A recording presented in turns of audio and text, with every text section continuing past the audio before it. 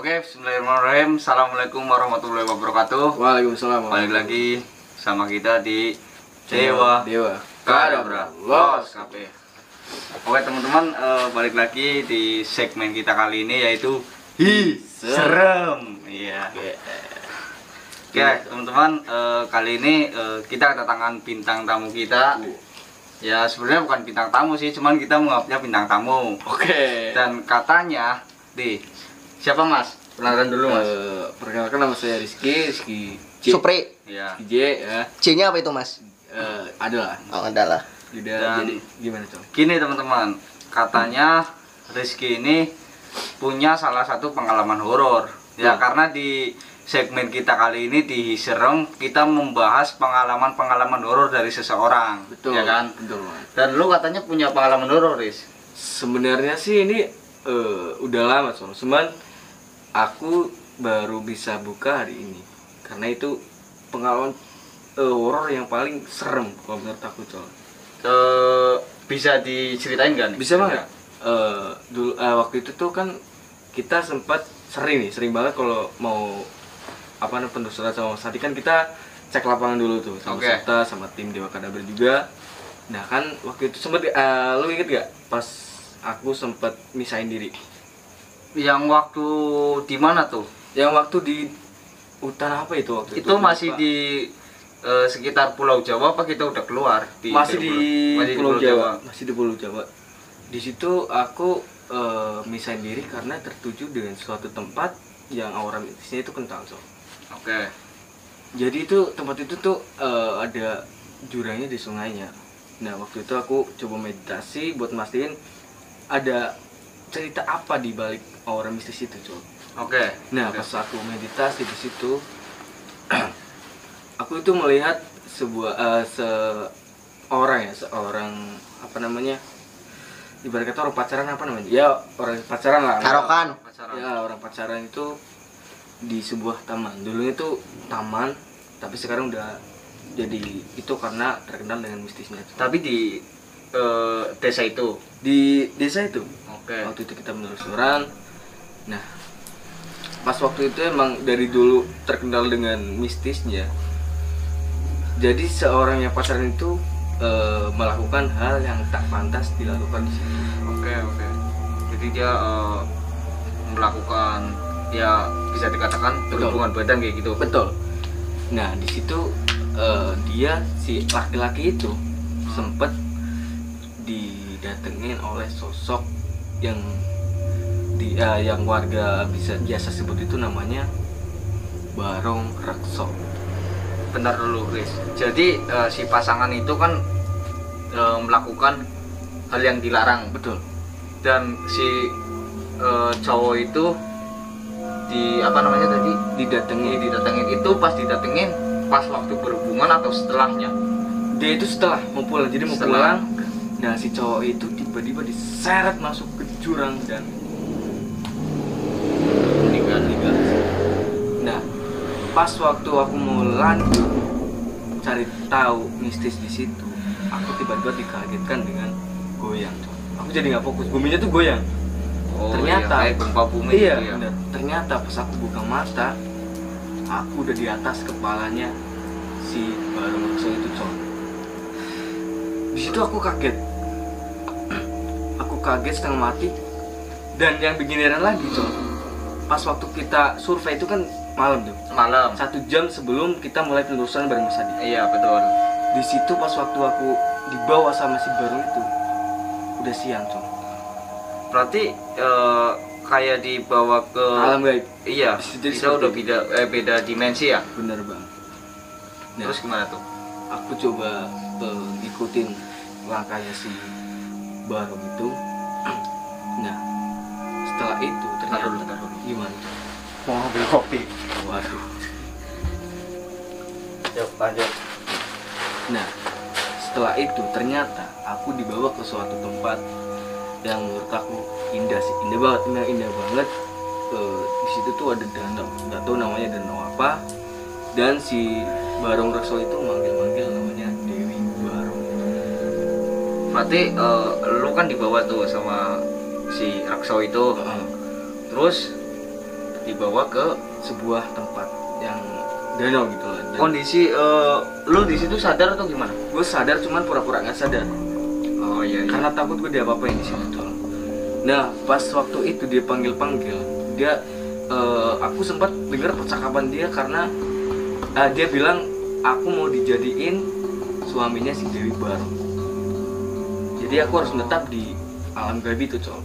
Oke. Nah di situ aku udah mulai takut tuh, ya kan, karena saking takutnya aku coba melawan si Barong Rakso itu.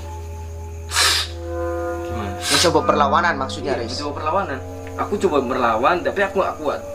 Sampai akhirnya ada datang lagi si Barong Rakso kedua, tapi itu baik Col. Oh iya. Jadi aku ditolongin sama dia, aku nyaksiin berantem.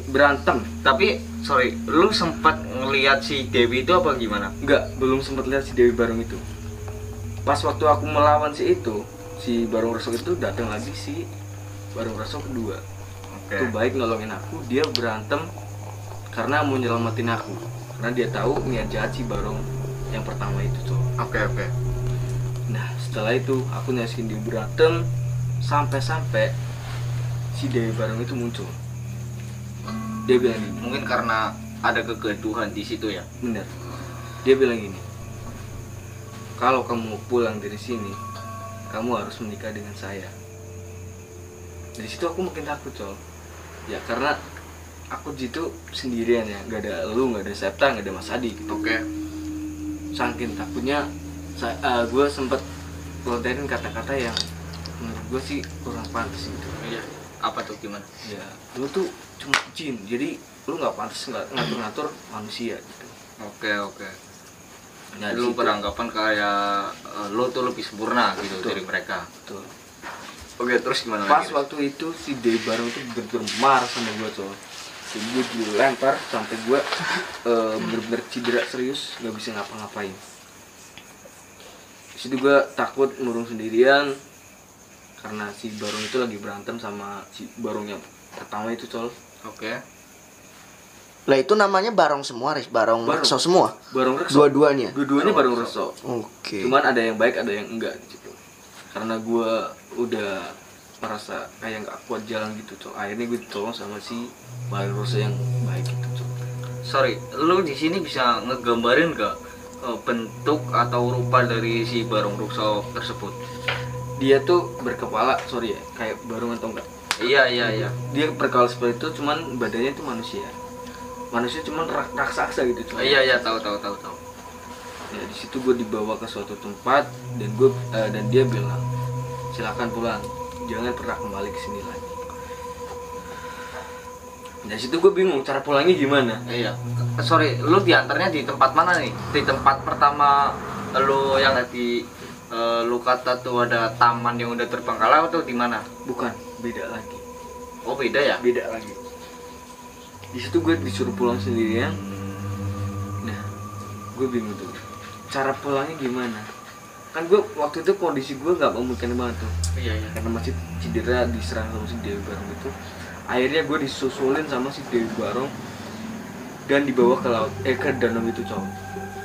Lu disusul sama Dewi Barong, Nah, terus dibawa ke danau. dibawa ke danau. Di situ gue kayak di penjara, ya kayak dirajakan, tapi penjara itu kayak semacam penjara elit lah, VIP gitu.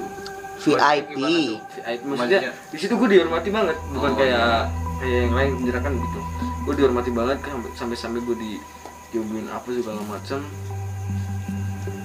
Dan di situ gue dikasih makan, gue nggak mau tuh. Gue nggak mau. Akhirnya gue dipaksa. Lu dikasih makan. Iya, gue dikasih makan karena gue ingat kalau kita dikasih makan, kita nggak bakal balik di dimensi pertama kita. Kita masih bakal tetap di dimensi gaib itu, Cok. Oke. Jadi gue dipaksa makan sama si Dewi baru itu, Cok. Nah, gue makan cuman gue disisain di sini, Cok. Oh iya. Gue nggak tahu. Biar apa tuh? Ya karena biar nggak terjebak di situ, Cok. Dan gue sedikit kucurin makanan yang gue simpan di sini. Oh iya. Sedikit muntahin. Nah, akhirnya gue coba saat si Dewi Barong itu lengah, gue coba kabur dari kerajaannya, Cok. Gue kabur, gue ingat gue harus cari. Lu kabur di mereka gimana reaksi mereka saat lu kabur? Karena di situ tuh memang lagi ada upacara, Col. Lagi ada acara upacara, dari situ gue kabur, kesempatan buat kabur. Berarti saat setelah lu makan, lu mungkin disuguhkan kayak acara pewayangan atau gimana? Sesembahan mungkin ya. Betul. Nah saat itu lu memanfaatkan Keadaan buat Iya. kabur. berarti kayak gitu ya? Iya. Kira-kira. Di situ gue ingat, gue disuruh cari kayak cakra apa gitu yang harus di apa namanya? Pasangin. Iya, dipasangin kayak puzzle gitu, Col. Iya ya. Itu dari mana yang ngasih tahu lu tentang Nah, tadi yang gue bilang ada yang baik, ada yang enggak. Si Barong itu, Col. Barong Rasul itu, Col. Gue dikasih tahu kalau mau pulang dari sini, gue harus cari cakra itu. Oke. Nah, pas gue mau cari cakra itu, dan gue inget lagi cara yang ampuh untuk keluar dari situ, Col. Gimana tuh? Gue waktu itu pernah diajarin sama Mas Adi. Diajarin sama Mas Adi mantra buat apa namanya nembus dimensi lain dan bisa keluar dari dimensi lain. Oke. Apa tuh? Gimana? Dan gue baca mantra itu gue nggak bisa sebutin karena belum dapat izin dari Mas Adi. Oke. Dan pas gue coba baca mantra itu, gue apa namanya kebetulan banget gue lupa, Col. Nggak hafal mantra itu, Col. Lu nggak hafal. Nggak hafal. Jadi mungkin karena mungkin shock gitu. Iya. Masih kaget gitu, Col. tertekan sama keadaan mungkin. Iya, sampai berulang kali sampai 5 kali ada. Udahlah, hari gue putus asa. Bismillah aja. Semoga mantra ini benar tepat. Berarti lu nyoba terus. Gue nyoba Dan salah terus. gitu. Iya, gue nyoba terus. Akhirnya gue frustasi di situ.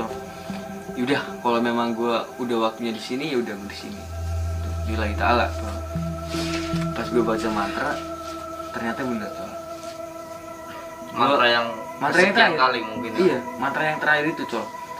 Gue udah putus asa banget. Enggak, berarti sebenarnya tuh ada satu mantra, cuman lu agak lupa Kata-katanya, Col. kata-katanya gitu. Iya, kata-katanya ada yang lupa. Udah, mungkin kata ini pas bener banget kata itu, dan gua akhirnya bisa keluar dari dimensi gaib itu. Tapi di tempat yang berbeda, pas gua dibawa sama si Barong Rasul itu, Col.